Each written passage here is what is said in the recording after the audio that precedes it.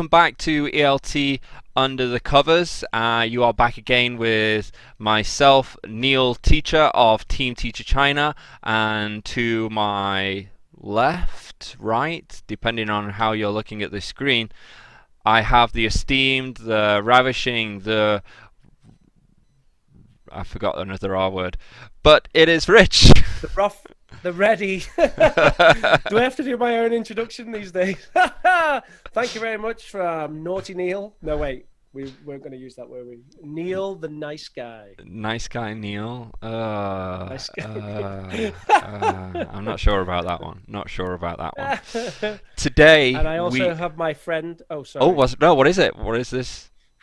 Hello, this is my friend Meow. I wanted to show you my friend Meow, but also I want to show you because it was very interesting. You did that editing in a Japanese video where you had a Daruma. I don't know if you knew. You knew it was you knew it was, and you did the Daruma thing. So one of my friends actually bought me a Daruma for Christmas. Oh, really? And, I've already, you can see I've already coloured in one of the eyes. But yeah, I just found that really funny. I got this at Christmas and I was like, oh my God. So that was cool. Well, that's the aim of this show, for eventually Rich to turn into a Daruma that just spouts out English teaching knowledge. Halfway there. Keep watching, folks. It's going to happen at some point. But today we're not focusing on that. We're actually focusing on a different country. We're still staying kind of within Asia, but we're actually looking at India today. We've got a whole bunch of clips from some Indian movies, sketch shows, and just viral videos that are around or involve teaching English, and I think it's going to be quite a fun episode, as the stuff that I've picked is more comedy based, but maybe as professionals we might be able to derive some good teaching practices, or be able to discuss how we would change the bad practices that possibly we might see. They might just be astonishing, and the comedy is just they accurately just nail everything. That's what's funny about it. So basically, it's a clickbait video.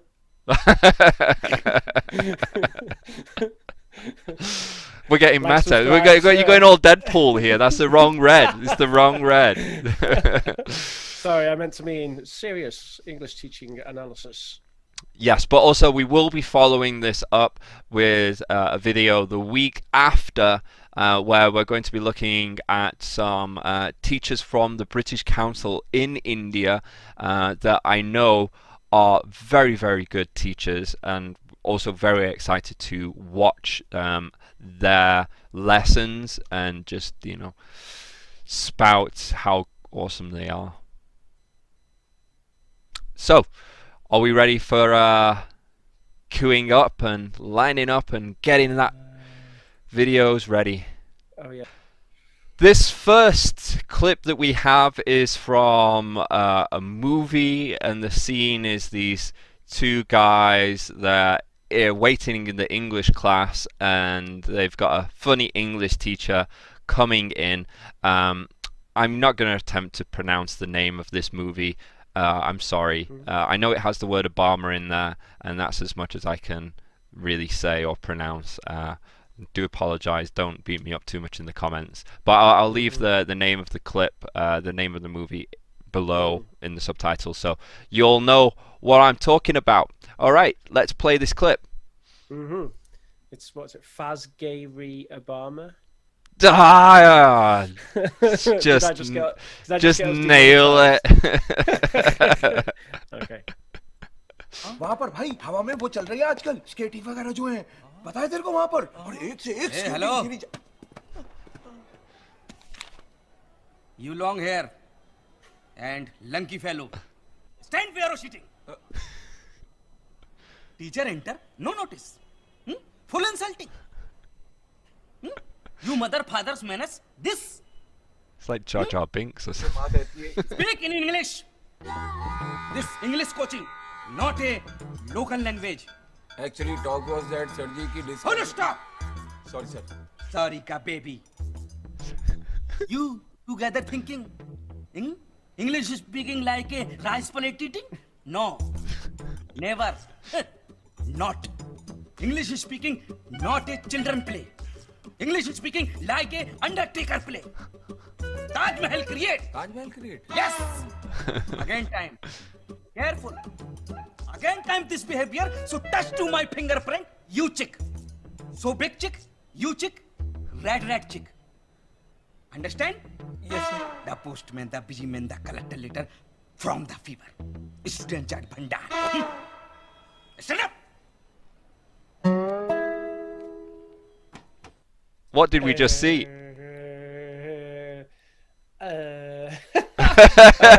What? I'm not sure. Some guy, students telling a story. The teacher comes in and says some crazy things. I think my favorite thing that he said was, "You long hair and lanky fellow, stand where you're sitting." Yep, seems like I'm going to use that in class. You stand where you're sitting. I might even switch it up and be like, sit You where there. you're standing. You there. short blonde girl. No, it's all Where fellow. you're sitting, short blonde fellow. Yeah, I think it was basically he was just he entered the room and they didn't greet him and Right. he told them off, but we just didn't understand what he was really getting I at. like the thing about his mother father. That was pretty interesting, wasn't it? Your mother father teach manners or something. Yeah. So I mean, from this, what do you think about that? You know, when a teacher enters the classroom, how do you think the class should react? Should there be like a silence? I or- only think it's really important with primary, to be honest.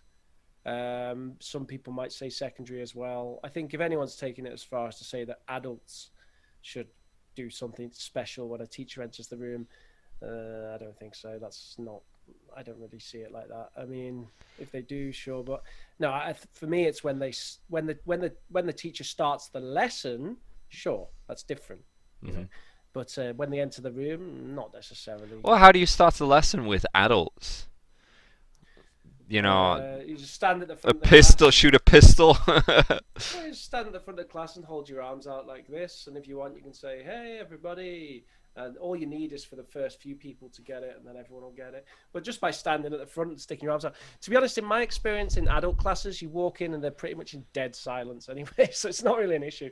But even if they are loud, they're still waiting for the class to start, so they'll see when you stand in position and kind of throw your arms up or something. Yeah, and even with kids, you know, we actually, and I mean, something that I do, and Fanny definitely does, and she's really good at it, training the kids to be ready before the lesson starts, or like, you know, we incentivize it. If the first group to have all their stuff off their desks, all the books off their desks, all the sitting, waiting, you know, they get extra points, and you know, when other groups start, it just cascades into itself. I mean, and once you train that, you know, it makes it a whole bunch easier, because you know, a lot of with primary, especially at the beginning of the class, you can waste, you know, 5-10 minutes trying to get everything sorted out because you're wrangling cats. But you know, if you focus on getting it so they already know what to do before you arrive, and you know, you train that, it's great. Saves time. Saves Yeah, time. I agree. I think with kids, it's a bit more important. Kids, not very. I mean, they're very good at getting them. Like, they end up in different energy states, and then they find it very difficult to transition between them, don't they? So that's why it might be more important that they're not all going absolutely insane 2 seconds before the class starts, and you haven't got any routines to sort of sort them out. So yeah, I would agree with that. I don't think there's as much thought given to energy dynamics within class and within activities that you do. You know, like when you're stacking activities as well, you don't want to be doing activities that are so energy generating one after another, or it'll get crazy. You're going to need to have those ones where, okay, let's sit down, let's have a read. I actually have transitions, like we'll do something kind of high fun, like a board run or something like that's where they're kind of up and moving around, and it gets the blood going. But then I have transitions like, okay, now everyone, snowman, we're a snowman and we're melting, and you kind of melt, and then they all de-evolve into water. And it's funny how you have that sort of thing, and how energy management is very important with kids class. I always hate it when someone's like pumps the kids up, and then it's like, bye bye, leaves the classroom. And it's like when you see in the movies someone walking away from the exploding gas station. It's kind of funny you should say that. I kind of used to deliberately do that a bit. Oh, did you? You're the guy. Well, you're not Liam Neeson, Leslie Nielsen. Nothing to see here, folks. I kind of thought it'd be good if they all, like, when they're going to their parents, they're all like exploding. That's how I want them to be. I want them to be like, English class, ha ha ha. Yeah, it was a good class today, kids. Okay, I'll see you next weekend. Let's go. State pumped through the roof. No, I did used to get them up when I was teaching primary. I did used to get them line up as they're going out. But yeah, they did tend to be a bit of a sort of a "see you next week, everybody" outro.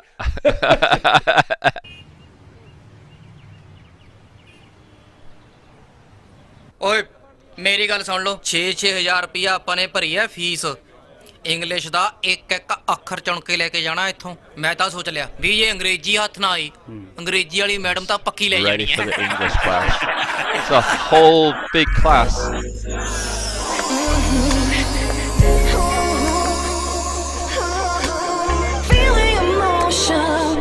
Hi everyone. Hi.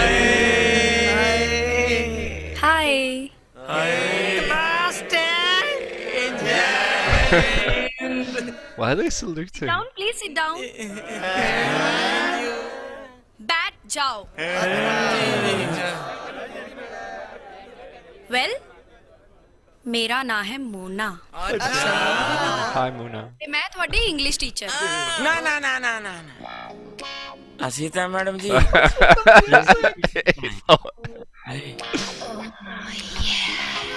So you are not an English teacher. You are this amazing.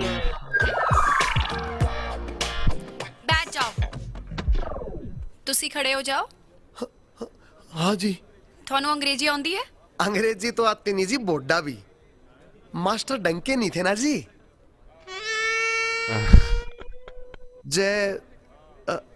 आप जैसी master नहीं होती ना जी, तब मुंह मत अंग्रेजी इसी डाल लिखती जी जरूर मशीन कर मत गोली लिख दिया करे.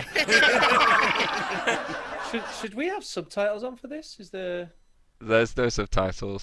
Oh, is there not? Is there no? No. Oh, right. Okay. ਬੈਠ ਜਾਓ. ਹੋਰ ਕਿਸੇ ਨੂੰ ਇੱਥੇ ਅੰਗਰੇਜ਼ੀ ਆਉਂਦੀ ਹੈ?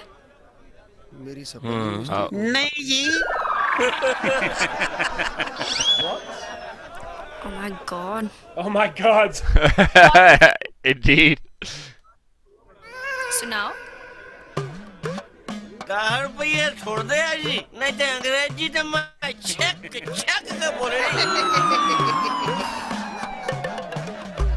ਕਿਆ ਬੈਠ ਜਾਓ ਪਲੀਜ਼. ਹੋਰ ਕਿਸੇ ਨੂੰ ਅੰਗਰੇਜ਼ੀ ਆਉਂਦੀ ਹੈ? Oh, it's the guy from the beginning. I was fast and slow will be in English. He knows the words fast and slow. Madam ਨੂੰ ਆਉਂਦੀ ਨਹੀਂ ਮੈਂ ਕਿਹਾ ਜੀ ਮੈਂ ਅੰਗਰੇਜ਼ੀ ਬੋਲ ਸਕਦਾ ਬੋਲ ਕੇ ਦਿਖਾਵਾਂ ਤੁਹਾਨੂੰ ਬੋਲੋ. Once there was a crow. ਓਏ ਸ਼ੇਰ ਨਹੀਂ ਹੈ ਅੰਗਰੇਜ਼ੀ ਹੈ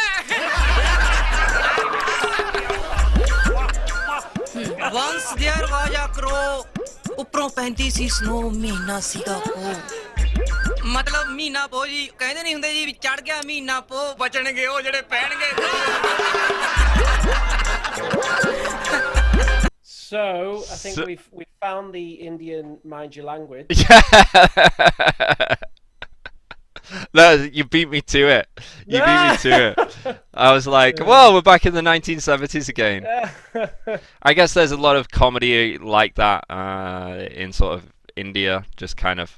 They're probably just making fun of themselves in these kind of lecherous Indian stereotype guy or something. Maybe I'm trying to be like.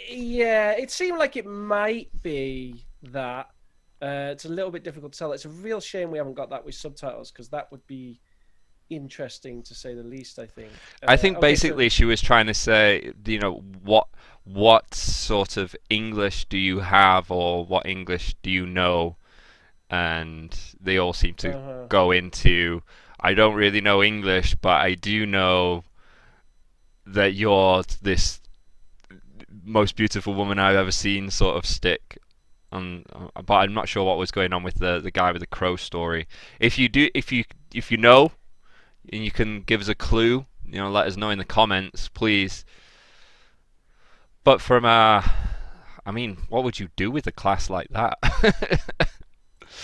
That's a good question, isn't it? I mean, for one, I mean, they're just all packed in there. That was worse than what I see in China in the public schools. It's just everyone's shoulder to shoulder, literally long benches. How is anyone supposed to do any teaching with that? I don't know. With adults, I think you probably could do something, particularly if they're not absolute beginners. If they are, could be a little bit difficult. She did know their native language, so that's sort of part of it as well. Although the big thing there is probably the kind of sexual or sexist undertones, right? I don't know if I can't really comment. I mean, well, the camera was pretty obvious, I suppose, wasn't it? But without seeing what they're actually saying, it's sort of difficult to say. But that's a different question, isn't it? How does a young woman deal with a class of like 45 sort of 30 men in their 30s and 40s? That would probably be pretty tricky. I think it would be a pretty cruel sort of director of studies who gave that particular teacher that class. Particularly if that's the if they know that they're going to be like that. I don't know if they're working class Indians or whatever their sort of background is, but it seemed to be something that I think I would find it quite difficult to deal with. Although she was dealing with it fairly well, just raising her eyebrow and standing there, whatever, not totally freaking out. Well, she didn't seem. The closest comparison I have from my experience, not my own experience, but a teacher I worked with was I worked with an Irish teacher once at a summer school, and she had a class of all boys that she'd actually requested, because normally we have a gender balance in all the classrooms, but it just so happened that one, because of the levels and the way things are, it had to be all boys. It was either it had to be all boys, or there was going to be one girl in there, and the director of studies didn't want to do that, didn't want to put like one girl in a class of all teenage boys. So in the end he said, well, we've just got this one of all boys, and this Irish teacher actually said, yeah, I'll take it, I can handle that, no problem, kind of thing. And she took it, and at the end of the first week, I think it was specifically the Japanese boys, interestingly enough. There was like 3 or 4 of them who decided to buy a present, and it was like one of those like bauble things you get out of like you get it out of a machine, you put a coin in and like the ball comes out, and it was a thong, and she did not like that. She was absolutely fuming about it. Yeah, I think it was like a Union Jack thong or something as well. So because she was Irish. So it was the Union Jack she was annoyed about, not the thong. Well, I'm joking. I'm joking. So that was kind of I suppose that's sort of a weird situation for her. I think she did kind of get in control of it, though. Well, she was never out of control of it. She was a very good teacher. I think she was just really annoyed. But at the end of the day, you know, teenage boys plus Japanese boys who, you know, don't really know, you know, our kind of culture, or, you know, they were actually from a boarding school where they probably only had male teachers. So it was probably kind of a bit of a novelty for them to have a female teacher in the first place. And I guess she was probably quite informal with them, so maybe they felt relaxed and at ease, and they thought it'd be funny. But I don't know. Yeah. Hopefully, she was able to teach them a lesson in kind of like how sure to. she did. Yeah, I'm sure she did. I can imagine. She was a bit of a badass, to be honest. I think she probably give them the hammer next class. Yeah. So this video is a viral video about how you say words, but they're pronounced wrong. It's a real video then. This is a real, I think, a real video. It's hard to tell sometimes with Could be viral fake, videos. yeah, It could be fake, but basically it's like our Thai video with teacher Pensri is going to be something similar to that. So, but here you go. P H O S P H O R U yes Phosphorus M A P H E M A T I C I A N Mathematics. I mean, I'm gonna call bullshit on that. That's you think that. so? Yeah, because why she just got one word? It just doesn't make it. You know, like you spell out. What Yeah, is? that's true. There's nothing else on the board. I don't think it's real. That's a lot of effort to change your outfit 3 times to do that video, though, isn't it? That's true. That's I mean, true. But yeah, maybe it she's might the be, Lady though. Gaga of English teaching in India. I don't know. Yeah. Well, I mean, we've already sort of spoke about this stuff, haven't we? It's I don't know. Yeah, it can be funny. I didn't really find that one that particularly funny though. Could have done it with a bit more oomph, maybe, if it was faked. Yeah. It's very, very, very dry. I think the Dry. teacher Pensri, the Thai React video that we did it a much better version like of what we've just seen. Oh, it was very funny. That wasn't. It was Yeah, very yeah. funny. Yeah. I still don't get the whole spelling, you know, saying out the letters before pronouncing the word. I don't know anyone that does that. It's definitely not something that I do. I know someone Apart who... from doing it with little kids. Yeah, I know someone who occasionally does it as a quick game at the end of class, and they specifically do it when there's a team with way too many points and they want to balance the points a little bit more, and they do a spelling game where you sort of lose points. I can't remember exactly how it works, but it's quite quick to do, and it's something that he used to do just specifically for that. Also, I noticed that Michelle Thomas did do it a bit. He said, you know, how do you spell it? It's Sesoir. So he did use it a bit, I guess, because he doesn't actually use any written material or whatever, so they have to. Well, also because I think a lot of the words, when you pronounce it, it's not how it's written. So, do you know, like when he says se, you know, people might think it's SEST rather than CEST.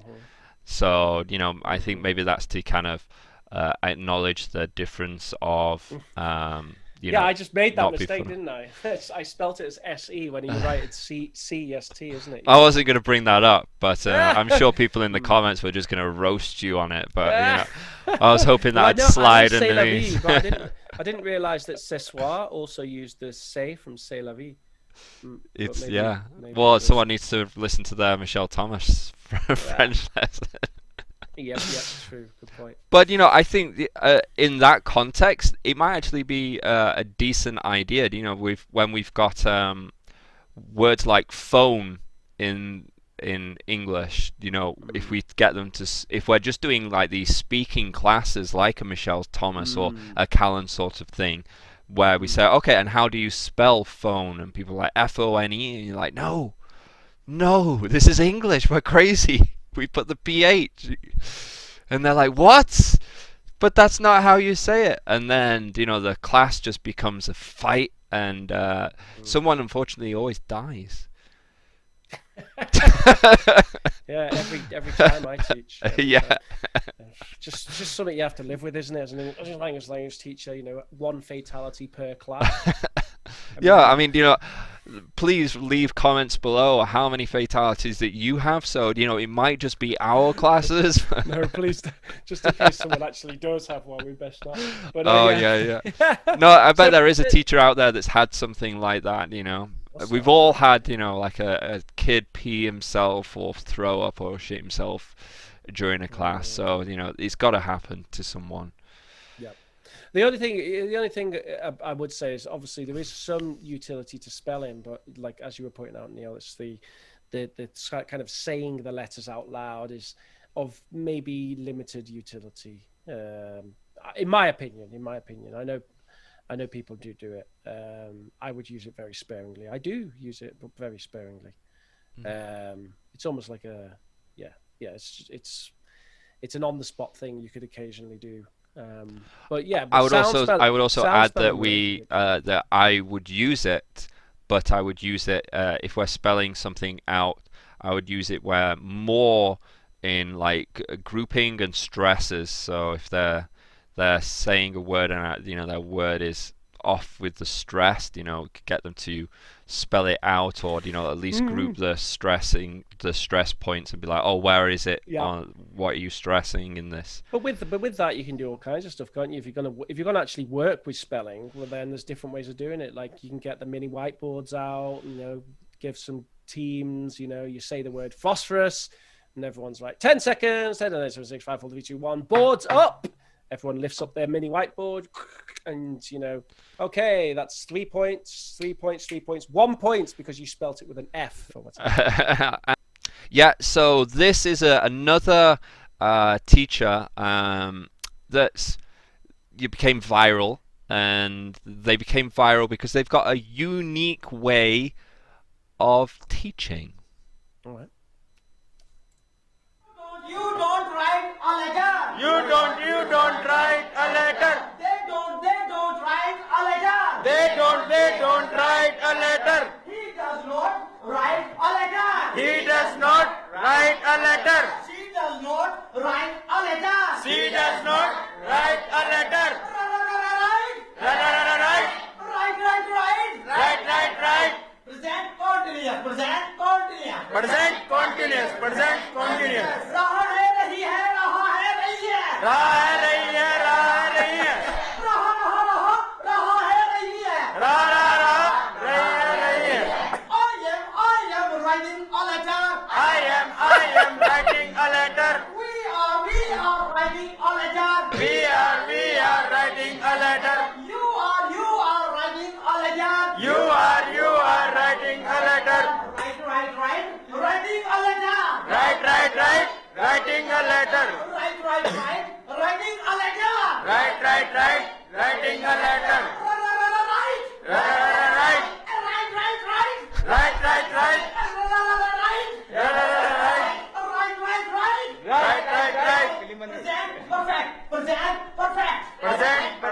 Present perfect.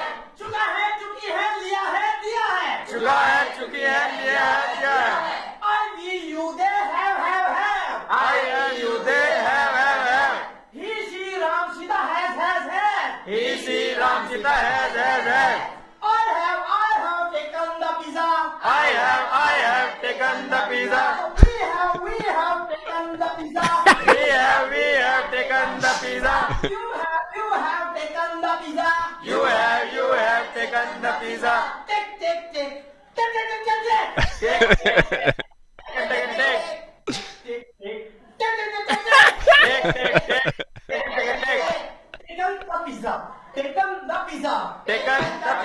Taken the pizza past indefinite The past indefinite. I have no idea what I Is think that the maybe that's past a past continuous? simple. I think Maybe it kind of makes sense if you think about it. Yeah, that's true. Yeah. So I've got to just say, I love his energy. No matter what he's doing, yeah. he's got great energy, and I think everyone should be bringing that sort of energy into the class. And also, I'd also like to add as well that if he runs out of work as a teacher, he could definitely be an Indian David Duchovny impersonator. Yeah. He And nails the style the jacket. and the hair. I guess yeah. I agree. The energy is pretty good.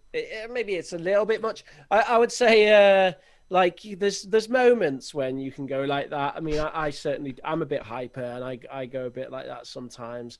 But you do have to kind of rein it in a bit as well. I mean, it can be a bit of fun, but I mean, it's obviously it is too much to do that for 2 minutes, and it's a little bit the teacher show, isn't it? A little bit too much the teacher show. Not that I want to say that the teacher should have no show. I know that it's Well, I kind of think it popular. where it kind of goes a little bit awry is that it's not part of a broader lesson. He's present continuous and then present perfect and then what is that? Oh, is this a review? I mean, maybe it could have been a review class, Would be. a review song class or something like that. But I think putting stuff into songs is actually a great way for people to remember and recollect and learn. You do it. It happens in all subjects. There's one for remembering all the periodic table for all the planets. Why is there? I've got ones for prepositions. I've got my own for conjugations of have and be, and I'm sure you have as well. So I think he's got the right idea. But yeah, I mean, there's something there, isn't there? Yeah, definitely. You can use songs to do that kind of stuff. you should choreograph his dance a little bit more to punctuate the points. I am writing, right? Because he seemed to a bit choppy all over the show. But everyone's an artist, so. Yeah, it seemed like there was a lot in there as well that might make it quite difficult to take in. Maybe if it was a bit shorter, or maybe it was more repetitive. Maybe something like that. Because there was a lot, wasn't there? And sometimes I wasn't entirely sure what he was saying, even like he, she, it is like it's like too much. Well, I think he mixed the native language in there as well. Oh, did he? Yeah. Okay. Is that what the EEE was all about? Yeah, I think so. And I don't think that is so bad. I've watched a lot of learning Chinese videos with my kid, and some of them have got English. They have like an English chorus in there that helps you kind of understand what you should be doing. Like I remember there's one with Chinese Panda where it's like if you want to add an age, you just add the word shui, and then they start giving numbers, and you go like san sui, or I can't remember what it was off the top of my head. But it sticks. It helps sticks, and I'm all for whatever helps something stick. Yeah, I totally agree. Yeah, absolutely. Anything that's a kind of a mnemonic or something that makes things stick in your head. I mean, that's really what high energy is all about, isn't it? When the teacher does something daft, you can't use it too much though, and it doesn't always work if you ever use it. Yeah, I mean, the other issue with that is we have this, when we're talking about memory or remembering certain things, it's often we don't often acknowledge that memory is quite often state based. I think we've talked about this before. When talking about exams, you kind of want to kind of feel nervous or bored when you're kind of not bored, but have that same sort of feeling that you get when you're entering into an exam. when you're kind of learning that within that classroom environment. Because if you're learning in your class and you're like, wow, it's super happy and really relaxed, and then suddenly you're sat in front of the Cambridge examiner, you're not going to have that same state, and maybe you won't be able to access that knowledge that you've acquired. I mean, it's kind of a little bit of a theory of myself, but I don't know if you've had that sort of idea. Yeah, I agree. There is something to do with that the sort of state that you're in when you learn something does have a relation to the state when you recall it. Is that kind of what you were getting at? Yeah, Yeah. more or No, less, to be more succinct. I've heard about that. Yeah, I've heard. I mean, there's an actual psychological theory about that. That, for example, if you use certain chemical aids in your studying, then you need to also use those chemical aids when you apply the knowledge. Although, in my own experience of chemical aids. In my own experience of when I studied my GCSEs, I used to have like lager shandies while I was studying. GCSEs? Yeah, really. Just to know, GCSEs are when you're what, 16? 16. Yeah. I used to have lager shandies when I was studying, and I think they helped me. And I don't think. By the way, I'm not recommending anyone do that, especially not for 16-year-olds. But it's what I did. Okay, and in my personal experience, I don't think that when I was in the exam, I don't think that I did bad. I mean, I did well in my GCSEs.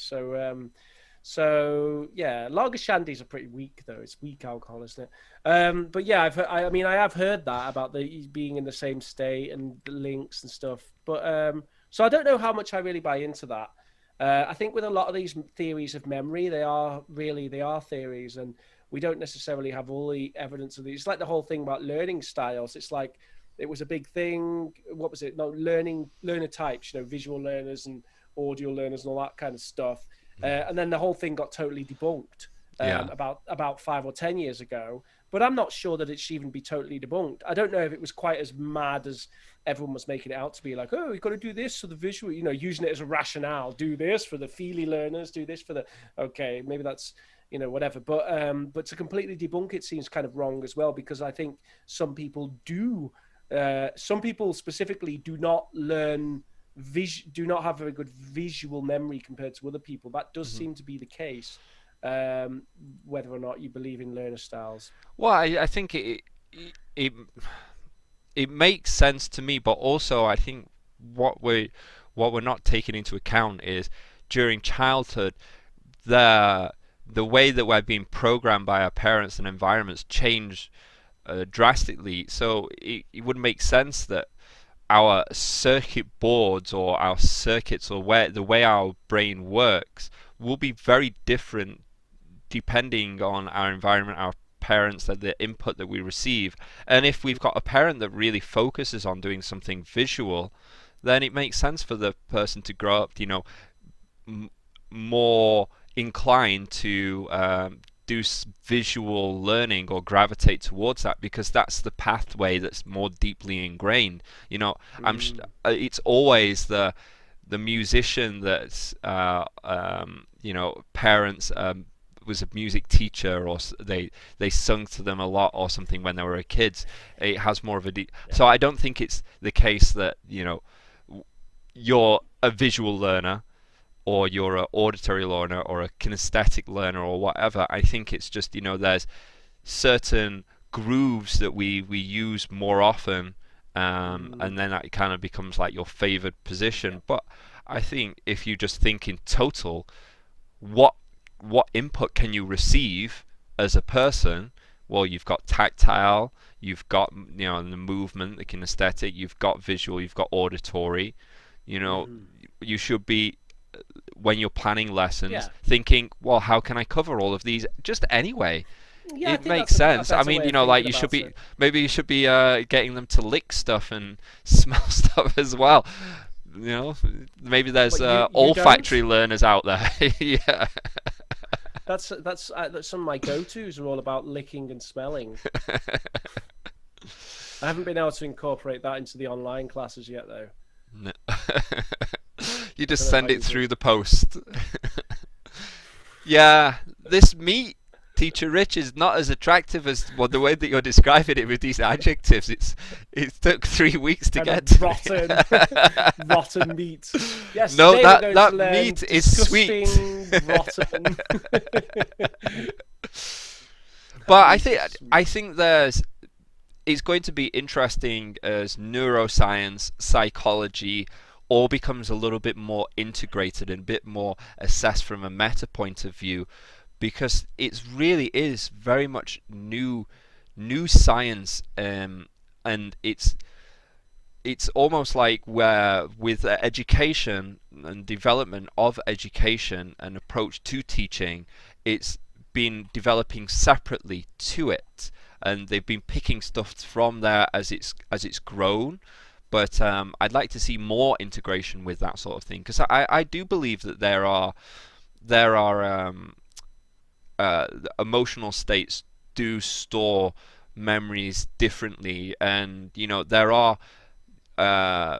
actual studies that do talk about different hemispheres holding different sorts of information. One being, and one of the things that as you develop as a child, you get what's called integration, which allows your different areas of the brain to connect. So you don't see one, because sometimes you see daddy as a good person, sometimes you see daddy as a bad person, but as you grow and there's more integration, it allows a more mature outlook and reasoning. And it's kind of the issue that a lot of people that don't go through that maturing integration and differentiation, I think it's called, phase, they end up being I hate you, and then I love you, and they're not able to hold two emotions together. And you kind of see that this a lot with people that have ACE, adverse childhood experiences, that go on to have addictions and stuff like that. They don't have that bridge.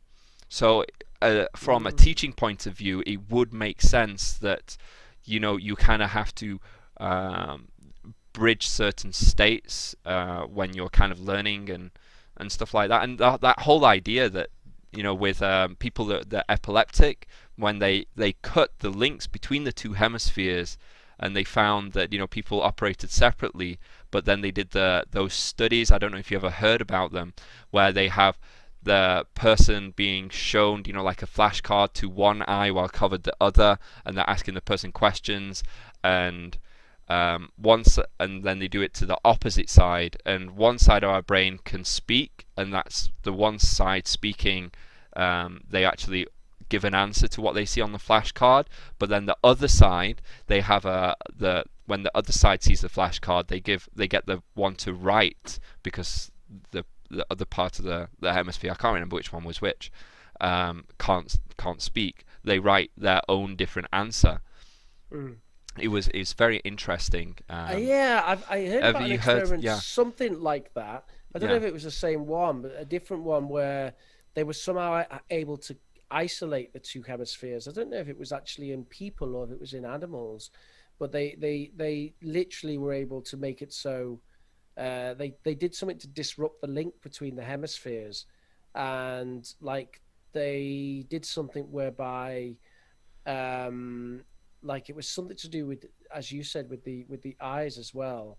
And they were able to like show something to someone that's, let's say it was like a threatening thing, and they couldn't actually say they were seeing it, but Yes. they felt threatened. Yeah. There's more studies like that, but this whole idea, I mean, there are people that like when they cut that link between those two hemispheres actually in the brain, they lose kind of, they will find that they almost have like phantom limbs, because they're moving but they're not being controlled by the full brain, I guess, because it's kind of split brain, I think it's called, or something. But it's proven, it's definitely proven. So the implications to how that affects learning, and what you can do with teaching with that, I think are yet to really be looked at. And that's what I mean. I would love to see a lot more, approaching teaching from a neuroscience and psychological point of view of like, well, how can we maximize the actual biology? If we can think about it as a complex system, how does that work? And if there's any scientists out there that's kind of working with this, what sort, please let us know. Leave some comments. We'd love to speak with you, and what your ideas maybe are of the implications of whatever you're studying or know about with neuroscience into teaching, or the way people learn, so we can better help people learn. I mean, that's what we're looking to do, right? Well, that would be amazing. I would love to have a neuroscientist on for an interview. That would be absolutely brilliant. Anyone knows anyone who's a neuroscientist, just show them this video, send them our way. Maybe another Neil, neuroscientist Neil. Maybe you should become a neuroscientist. Let's suspend the podcast for 10 years. We'll use our current budget to send Neil off to study neuroscience and to get some practical experience, and then 10 years later we will return. 10 years? Just give me 9. You heard it right here, kids. But that's it for today, folks. That's all the videos that we have, that we found from India. If you've got any more that you think that we should review, react to, please leave some comments below. Like I said, the video after this, the week following, we are going to react to some British Council India videos of teachers and their actual lessons, where we're going to do more of a serious take on Indian teaching practices, and I'm very much looking forward to it. And remember to hit that subscribe and toggle on the bell so you don't miss that video that's coming out. But do you have any final thoughts that you want to leave us with, Rich? Not really about this video. About the things that we've looked at today. I would just say you should definitely like, subscribe, share with your mother, send us money on PayPal, subscribe to Teacher Rich Game, Professor Teacher Rich, Prof Rich Gaming. Do a search, Prof Rich Gaming. Do a search, or you can go to youtube.com/Professor Rich. And we have all kinds of exciting things coming up, and we want to do interviews with people. If you want to do an interview or something, just get in touch with us and we'll sort it out. Over to Neil. Yeah, I absolutely echo everything that Rich has said. You wanted to look for more of my stuff, look for teamteacherchina.com. We've got lots of PowerPoints that you can use in your classrooms to teach English. We've got Team Teacher China YouTube channel, which gives some tutorials on how to use them along with other teaching videos. Team Teacher English, which is those PowerPoints put into a video lesson form that you can use for homeschooling kids or giving out as homework. And we have Team Teacher Baby, which is my journey from teacher to parent and what I've used from my years of teaching to bring to my parenting. And that's again it for us. Remember, like, sub, share and subscribe, and leave some comments below about what maybe you would want to see in the future on this channel. Bye bye.